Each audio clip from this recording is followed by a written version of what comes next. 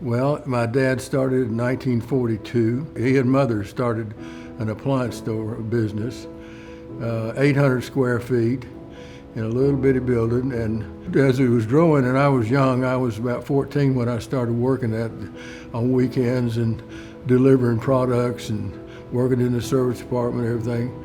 And they moved me to the warehouse and to let me start driving a forklift, which I did.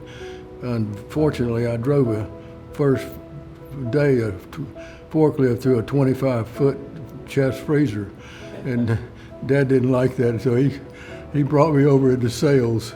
I started really back in high school in retail. I started delivering in the afternoons for my brother-in-law's father, Ed Kelly, and he had an appliance store, very successful. And when I got out of college, I came back and went full-time working in the appliance business, and Robert graduated. He came with me, and that's from there on we just built a fantastic relationship. And the goal was to drive the sales, open stores, and that's really what our number one goal was, to expand the company. He focused mostly in the sales and marketing. I was in more operations and finance and that type thing. It made a good team. We walked side by side, and it really worked out well. Lee Gutman was working for Wonder Sales, which is a family business out of Pittsburgh, and we all met one day and decided we definitely had to work together. We got a call from a startup buying group out of New York.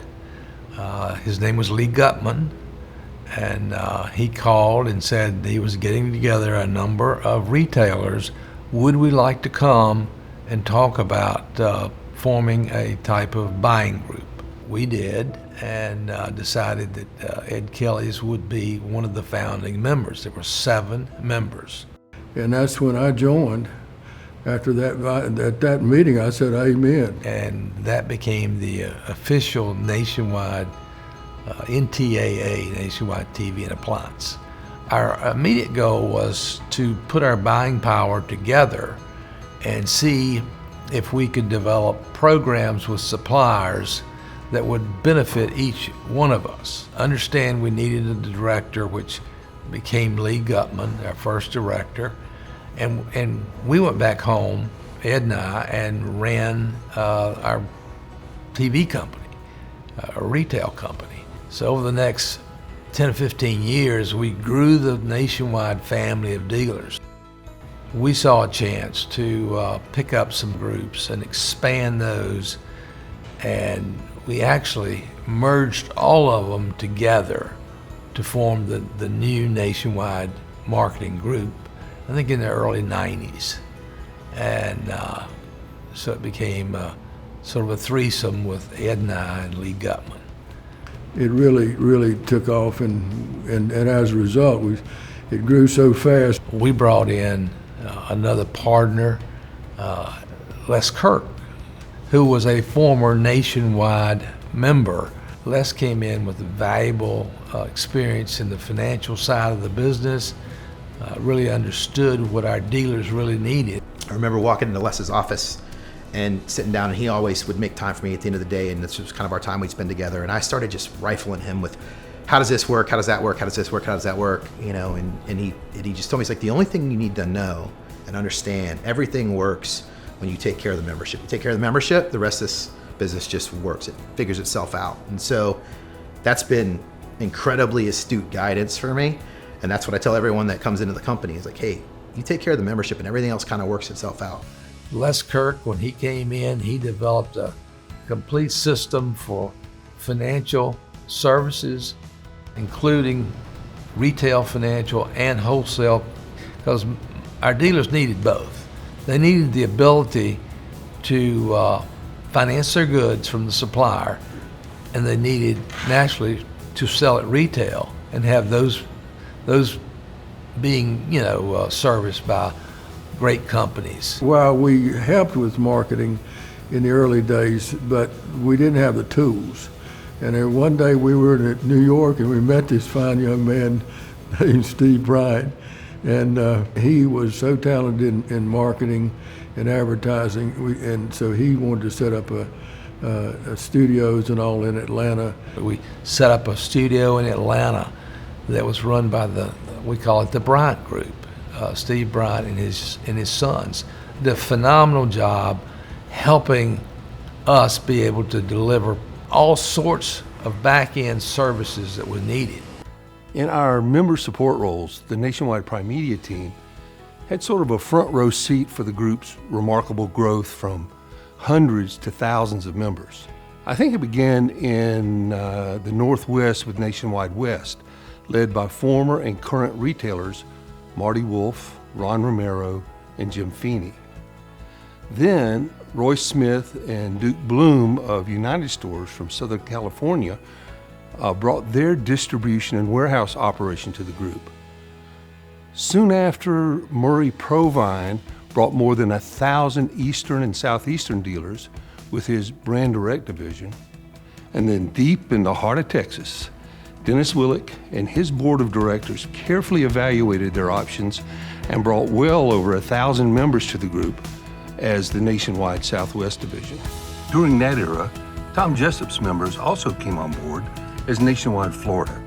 Some years later, Nationwide even became an international group with the addition of Canada's leading group when the Cantrex Nationwide division, led by Janine Galeb and her team, was acquired. The largest single growth event came through the merger with Mega Group's thousands of members, led by Rick Bellows. We've been involved with the Nationwide family for a long time.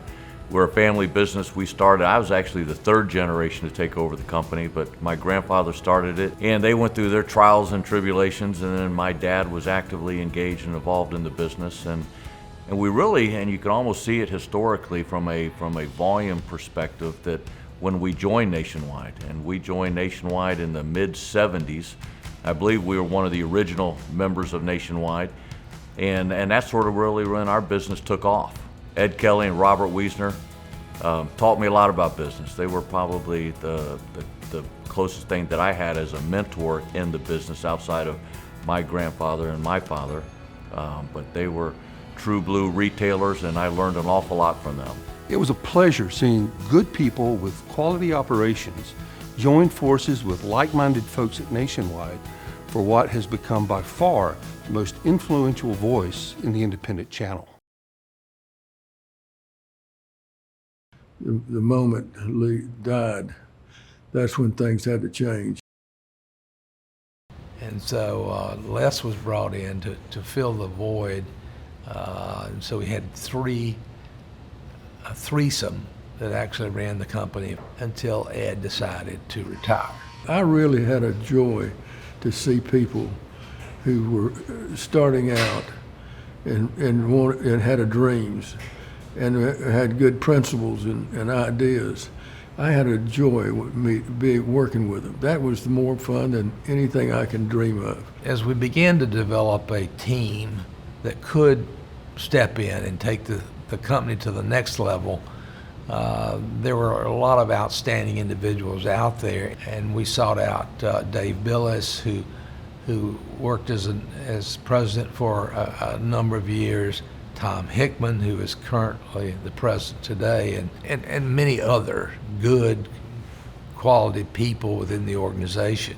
To me, it felt like a much higher calling, coming to Nationwide and helping, thousands of businesses do what I knew they could do. And the world was changing at the same time, right? I'd had some experience in e-com and had some experience in a pretty fast moving business. Our core businesses were starting to move faster. Our newest team developed a digital platform that revolutionized most of our websites throughout the Nationwide family and made that website available to thousands of dealers who didn't have one. The new team has done a phenomenal job in continuing to develop and improve what we started. My experience has been the biggest challenge for the independent is having access to the scale and resources to compete against, multi-billion-dollar global organizations. scale mattered. We knew we needed to invest much more heavily in technology.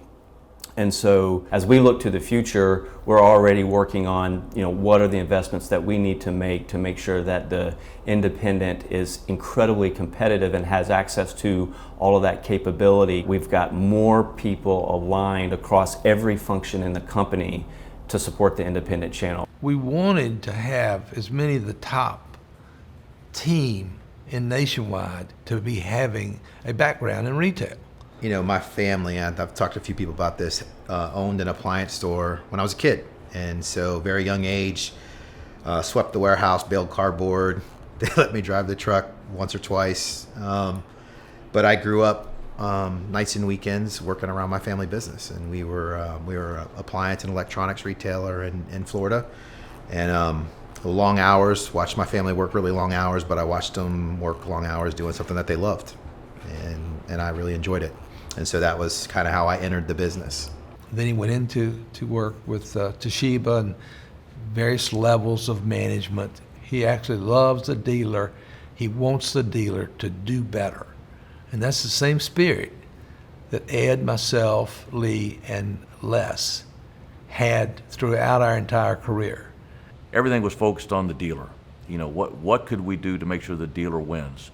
And that's what's been the most impressive, is the same attitude and the same desire that Nationwide has to make sure that the retailer does thrive on their own terms. We did it because we wanted to grow the members' business.